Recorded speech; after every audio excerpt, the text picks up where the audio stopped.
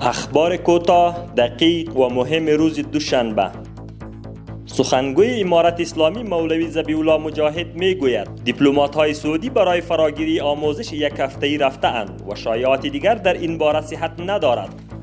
وزارت امور خارجه امارت اسلامی افغانستان به نمایندگی از مردم و حکومت افغانستان به دلیل زلزله اخیر در ترکیه و سوریه که در آن صدها نفر کشته و همچنین خسارات مالی زیادی به بار آورده است، تسلیت و غمشریکی خود را به کشورها و ملت‌های برادر مسلمان خود ابراز می‌دارد.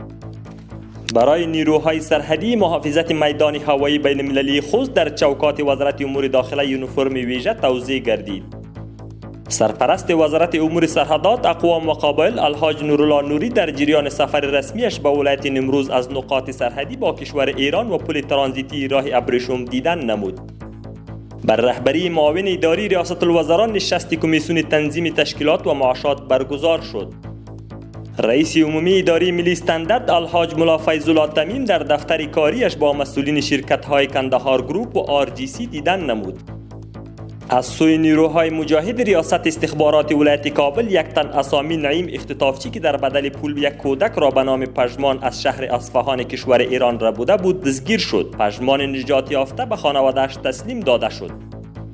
هلال احمر افغانی میگوید امروز 15 رجب المرجب 22 کودک دیگر مبتلا به مرض سوراخ قلب در شفاخانه حاجی امیرزاده جهت تداوی معرفی شدند. دی افغانستان بانک روز چهارشنبه 17 میلیون دلار را به گونه لیلام به فروش میرساند. سرپرست وزارت معادن و پترولیم شیخ الحدیث شهاب الدین دلاور میگوید تا اکنون تنها 2 قرارداد با کمپانی های خارجی منعقد گردیده است و بقیه 75 تا 80 قرارداد با تاجران داخلی منعقد گردیده است.